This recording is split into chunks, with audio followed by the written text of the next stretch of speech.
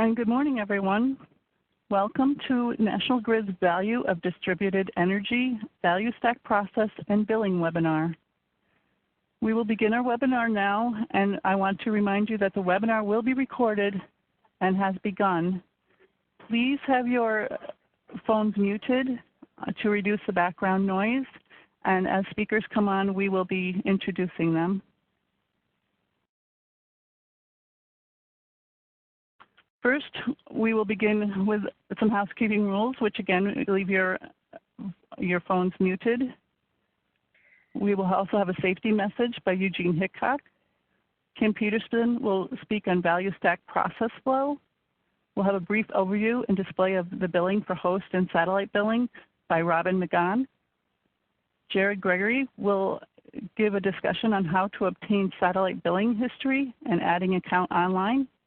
And then we will finish with questions and answers, but before that, Gia Mohammed, our Ombudsman and Director of Distributed Generation, will explain coming events as well.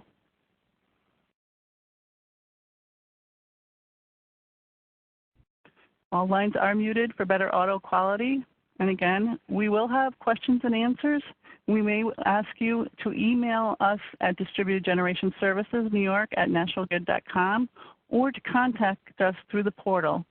The links will be provided, and an email of this presentation will be sent out as well as provided on our NCAP portal once we complete the YouTube version of this recording and upload it. We sincerely hope you enjoy the presentation. Now I would like to introduce Gene Hickok. Hello, everybody. At National Grid, we start all of our meetings and events with a safety message. So I'm going to use something that's current as school is opening. So you'll be sharing the road with young pedestrians, so we need to slow down. We're going to have a lot more congestion at first, and that includes with community colleges and colleges as well. School buses are going to be picking up their passengers. There'll be kids on bikes hurrying to get to school before the bell rings, harried parents, and dropping their kids off before work. It's never more important for drivers to slow down and pay attention than right now. If you're dropping off, schools often have a very specific drop-off procedure for the school year. Make sure you know them for the safety of the kids. Do not double park. It blocks visibility for other children and vehicles. Don't load or unload children across the street from the school. Carpool to reduce the number of vehicles at the school. You're going to be sharing the road with young pedestrians. According to the National Safety Council, most of the children who lose their lives in bus-related accidents are 4 to 7 years old, and they're walking. They're hit by a bus or by a motorist illegally passing a stopped bus. Few precautions go a long way towards keeping children safe. So don't block crosswalks when stopped at a red light or waiting to make a turn, forcing pedestrians to go around you. In a school zone, when flashes are blinking, stop and yield to pedestrians across the crosswalks or intersections. Always stop for a school patrol officer or crossing guard holding up a sign. Take extra care to look out for children in school zones, near playgrounds and parks, and all residential areas. And never pass a stop school bus, even when the lights aren't on. Use caution. They may be broken down. You're going to be sharing the road with buses, so if you see the flashing lights, make sure to stop or use precaution to slow down. The area 10 feet around a school bus is the most dangerous for children. Be alert. Children are often unpredictable, and they tend to ignore hazards and take risks. And note, you'll be sharing the road with bicyclists going to and from school. And one thing of caution too is the sun's low this time of year in the sky, and we always remember how dirty our windshield is when that sun blasts us in the face. And remember, if the sun does blind you, slow down cautiously. If you hit your brakes, the person behind you can't see either. And with that, that is my safety message. Brief introduction on the panelists. We have Kimberly Peterson, Senior Analyst, Distributed Generation Programs, New York. And Kim will be presenting on Value Stack Phase 1 and what's new for Phase 2, Developer Coordination. Robin McGuann, Analyst, Business Support, Customer Integration, value stack billing process, an overview of the host and satellite billing process, and Jared Gregory, analyst, business support, customer energy integration. He'll be going over the how to obtain usage history, usage data, and adding an account online. And last, we'll have Gia Mohammad, Director of Distributed Generation, Ombudsman, Grid Modernization Solutions. And she'll be talking about an event we have coming up that we'll all want to hear and know about. And with that, I'm going to hand it off to Kimberly Peterson. Here you go, Kim. Thanks. Thanks, Gene. Good morning, everyone. So as you know, we are now well into the value stack as being New York's way of compensating most renewable energy project owners for the amount of electricity that they inject into the grid. This applies to almost all energy types with a few notable exceptions, which we'll get to next.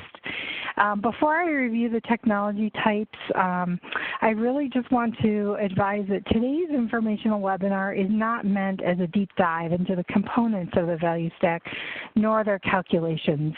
NYSERDA has done in-depth presentations on both value stack phase 1 and phase 2, which provide this information. You can find those on their website, which we'll show you the link for later in the presentation. Today we're going to just highlight some of the changes that are part of Value Stack Phase 2 and really describe what you can expect from National Grid during project setup and billing when you are shepherding a Value Stack process through interconnection.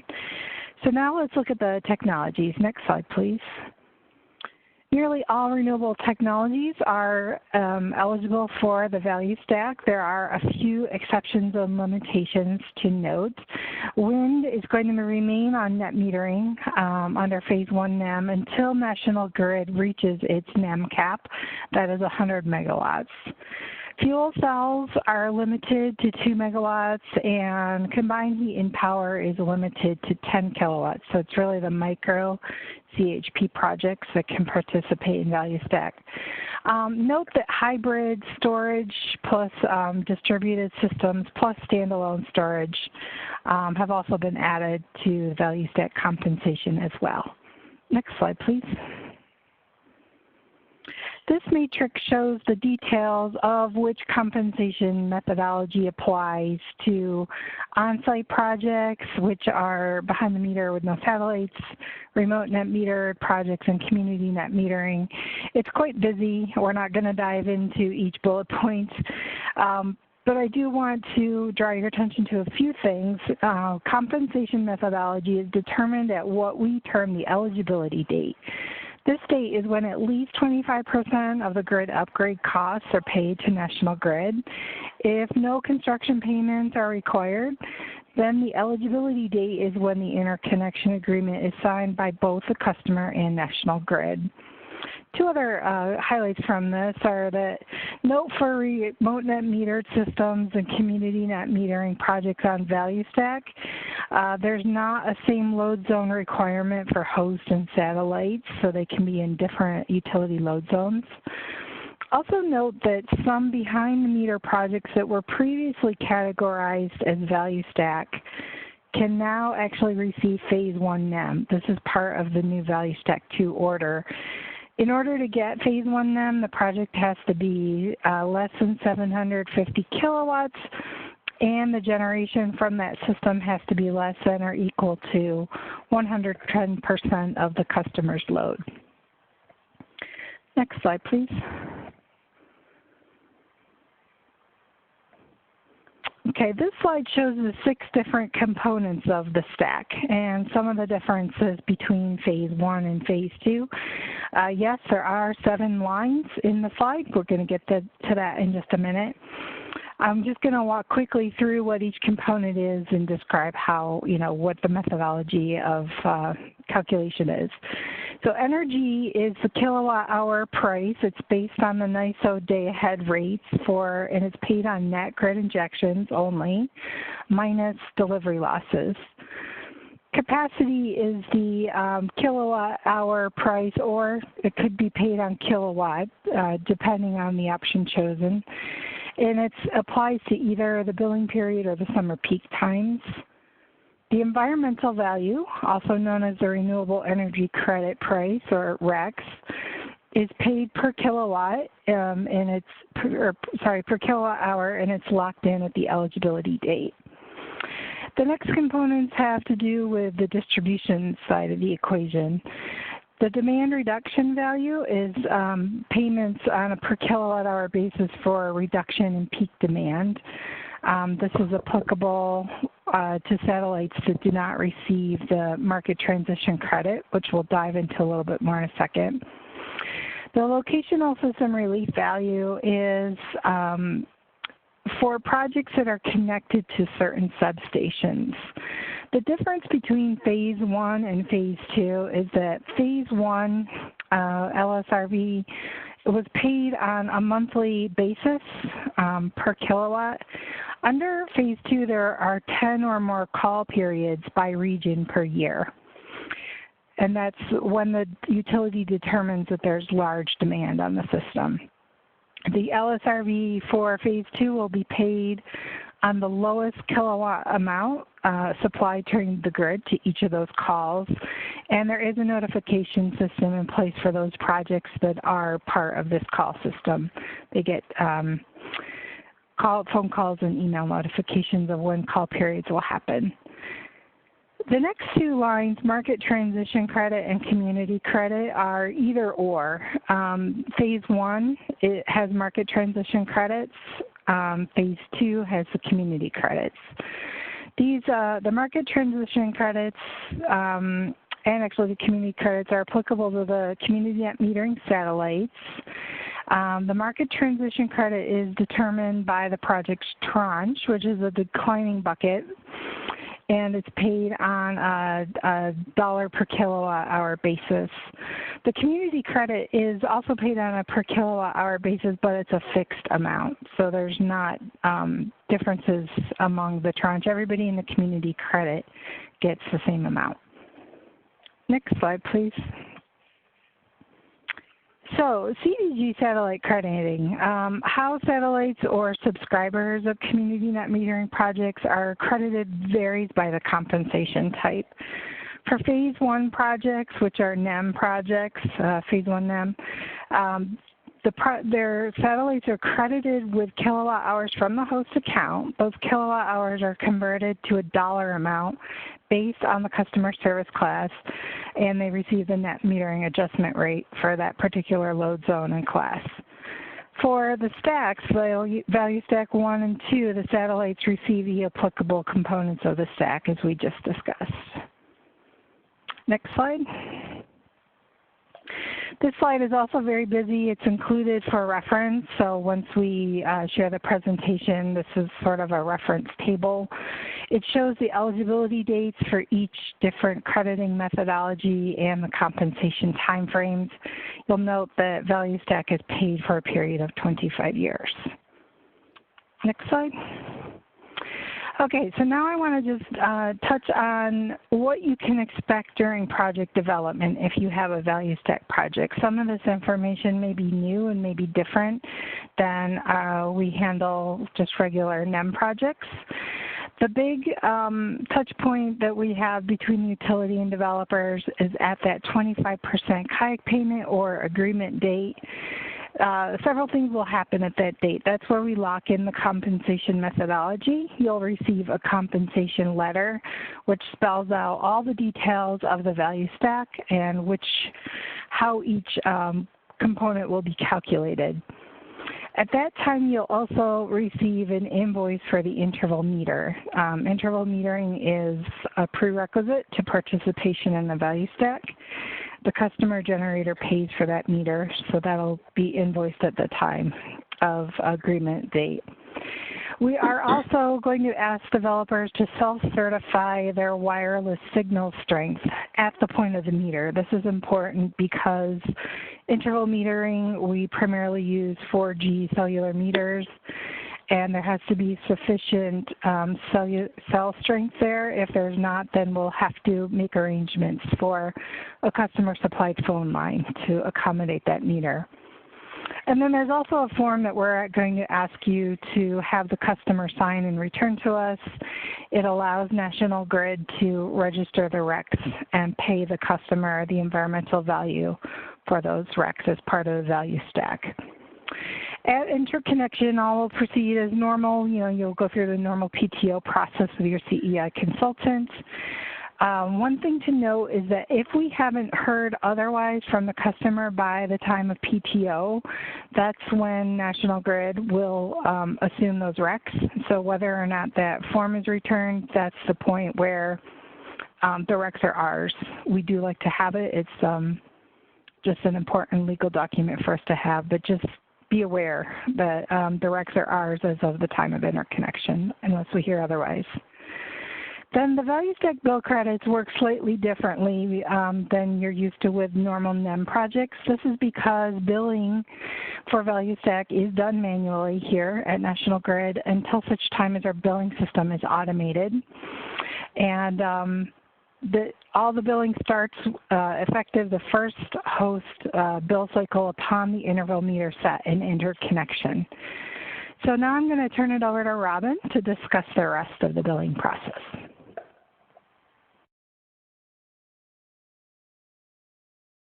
Hi, good morning. It's nice to meet you. My name is Robin McGuann, and I'm the billing specialist in New York charged with working alongside VDER program management, your job owners, and National Grid internal billing staff to better serve you in setting up your new value stack accounts. Our philosophy in business support is to spend time up front to help you set up new accounts to make it easier to maintain them in the long term. To that end, we're building out a pre-care and post-care team to better help you along the way. Our intention is that you will have the opportunity to review your first bill with a billing specialist to better understand your bill and to have the opportunity to ask any questions that you might have. You've met our program manager, Kimberly Peterson, and you'll later on meet one of our aftercare billing specialists, Jared Gregory, who will talk later on during the meeting. New to our team is Lorna Burnett, who will be key in providing account maintenance as your accounts come online. Next slide, please.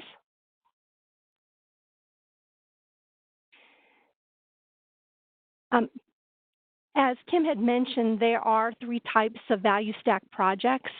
Today, we're going to be focusing on the setup and maintenance of community net metering and remote net metering projects.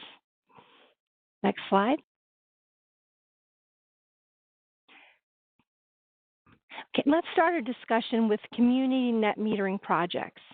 During the initial interconnection process, you'll be asked to provide community net metering allocation forms 30 to 60 days in advance of your interconnection or PTO date. This slide takes you through the process of initiating the allocation forms in the portal. We ask that you provide CDG subscriber lists in Excel format as attachments. Since many of you who are doing community projects may not know the final list of subscribers until close to interconnection, you may provide the final Excel spreadsheet closer to PTO. The subsequent allocation process is similar and uses the same allocation form. You may make changes as often as once a billing cycle. The only limitation is that you must provide changes 30 days in advance of the host account's billing cycle date to which the modifications apply. Anything received later than that will be applied on the next billing cycle. Next slide. Now I wanted to just show you what the CDG allocation request form looks like and sort of how it's used. What you see is this form has a place to put 10 satellite accounts, which you can fill out. You can see you can check one of the boxes. You can either check off the initial allocation request, which is what you're doing prior to PTO. You have the option of choosing a subsequent allocation request after your account is online, and you would use that if you're going to make any changes to those accounts. And then there's a third box where there's an annual request for allocation for excess credits. According to that tariff, you're allowed to allocate anything that is retained on the host once per year on the anniversary date of your account setup. So this is the form that you would use for each of those 3 types of events, and we just wanted to show you that. Next slide, please. What is very important is in maintaining your accounts to really have a good template for giving your initial allocations. So we will supply you with the type of template that we would like you to use. And what is really helpful is to have things just like you see it here, which is to have the National Grid account number, the names of your accounts, the distribution percentage in terms of a percentage, and then basically to also always include what is the amount that you want to be retained on your host, because you do have that option, and then to basically make sure that everything totals out to 100% so you can see that everything on your account is fully allocated the way that you would like that. That this is what it would look like for an initial allocation. Next slide. For a subsequent allocation, this is when you want to make those changes that are going to happen a lot if you are a community solar customer.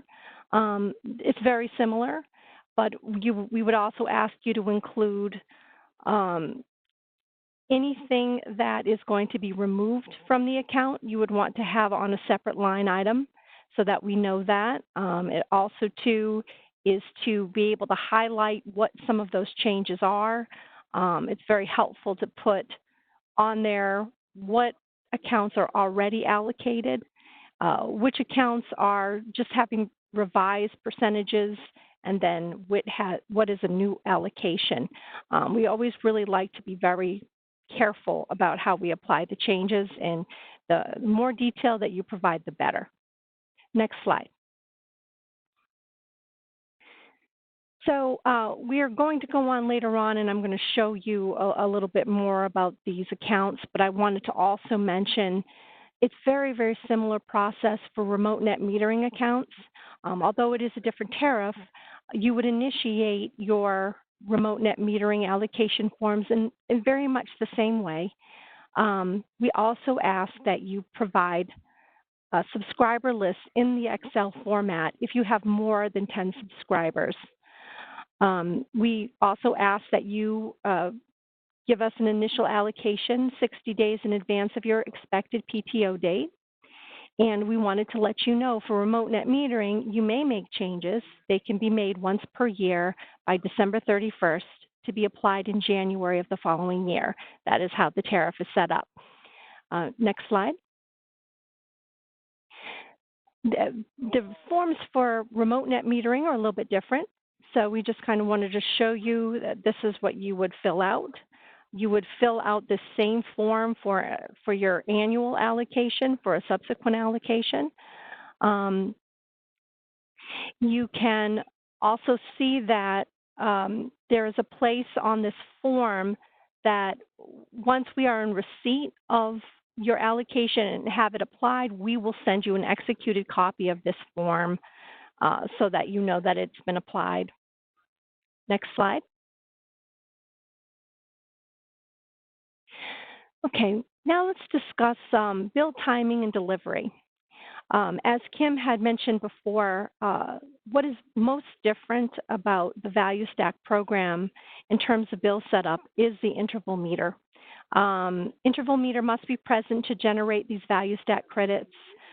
The Value Stack compensation begins with the first full bill cycle after the interval meter is set and project is connected. If there's any generation on the account prior to installation of the interval meter, there'll be a starting seed credit calculation. This takes approximately 3 to 4 weeks after the VDER start. The cash out credit will be posted on the host account and shown on the next host bill after credit posting. Next slide, please. In terms of timing, you should expect that satellite accounts will receive credits within 1 to 2 billing cycles after the host account transfers credits, depending on the bill cycle of the satellite accounts. It is possible for credits to miss one billing cycle and receive double credits the following month, depending on when the credits are manually applied. All Value Stack CDG host bills will receive paper bills in the mail, since this is a manual process. And you will not see the regular paper bills in the My account until the billing system is upgraded. However, you may still pay the host bill amount using the online system. We wanted to let you know that as well as receiving the paper bills, we will upload bill PDFs and satellite transfer lists to the NCAP portal for you to be able to review in those formats to make it easier. Okay, next slide, please. We wanted to show you what the basics of a value stack bill look like. In addition to your regular Nationalgrid bill, you see a very detailed breakout of all of the credits that Kim had mentioned earlier in the presentation. You can take a look at this slide later to kind of see how everything is set up, where it's broken down. We've put everything in detail so that you understand what the types of credits will look like. We wanted to say here, as well as other times, that our hope is that we'll have the opportunity to meet with you when your account comes online, to walk through your first bill with you, to be able to answer any questions that you might have on the bill, to see what your satellite customers can expect, so that you have a better understanding of how to communicate to your customers. I mean, you're our customer, and we understand that you're serving your customers, so we want to really coordinate that well with you, and we're hoping that you'll take advantage of that offer. Next slide. Here is another showing this. The community net metering hosts do have some special components on them, and we did want to have that included in your presentation. One of the parts of the tariff is that there are retained credits on those particular hosts, and we just wanted to point out that those will show on your bills when you have that particular program. So that was to show you that. Next slide, please. Okay, so on the bill itself, you will be able to see the entire VDER credit will show as VDER value stack credit. You can see the amount transferred to satellites and retained by hosts will appear as separate line items. The transferred amount total will always offset the entire VDER credit. Next slide. Now, something that I know is very important to you all is that in order to understand how the satellites are being credited, there is a satellite transfer list that we provide with your bill each month. What the satellite transfer list shows are the following things. It will show the host account, satellite, the transfer amount, the kWh transferred, allocation, service class, and host bill period. Next slide. This is what it looks like. It will help you to better understand how those satellites are being allocated. Okay, next slide. For the community net metering satellite bill display, the satellite accounts will see credits on their regular or online bills. They do not receive manual bills in the same way as the host customers do. These transfers appear on other charges and adjustments as transfer credit charges. So this is what they would see. It would show them the credit charges right here. Okay, so as you can see, there are a lot of things that are a part of the VDER process.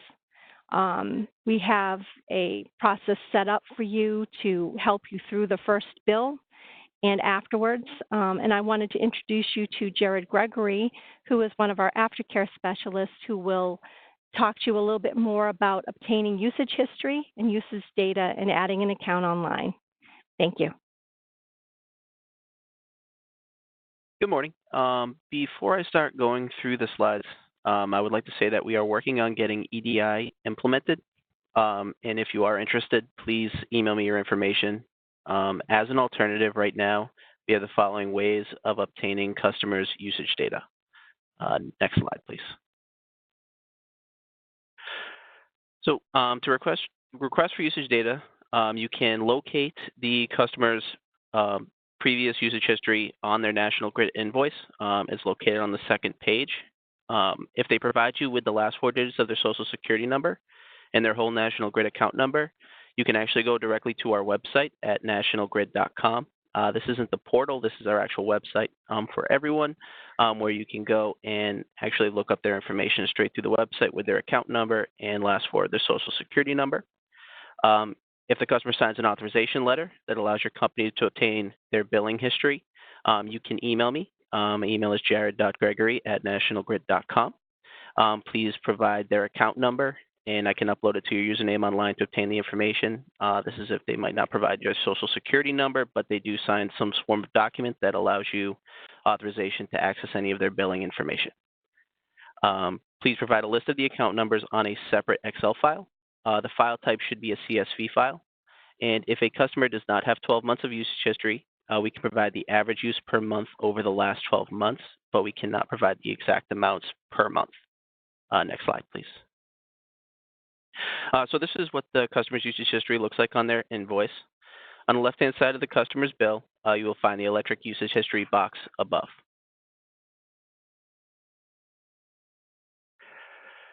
Adding an account online. When you log in on our website, you'll be brought to a home page for your account. On the top right, there will be an icon that says Add an Account. It will bring you to the page below. You just put in the account number and the last 4 digits of the social security number, and you'll be able to view that customer's information. Next slide, please. So this is exporting data to Excel through National Grid website. You can actually export data for multiple accounts at the click of a button through our website. You would click Manage My Accounts at the top right of the My Account page, which is on the picture on the bottom left. Then click Perform an Action and select Export Usage Data, which is on the picture on the right-hand side on the bottom. Select the accounts you would like to export and hit Continue. It will ask you for an email to send the information to, and you will be able to email a link. You will be emailed a link to the data. And we are excited about our upcoming event, and she will be giving you some information regarding the event. And after that, we will follow that with questions and answers.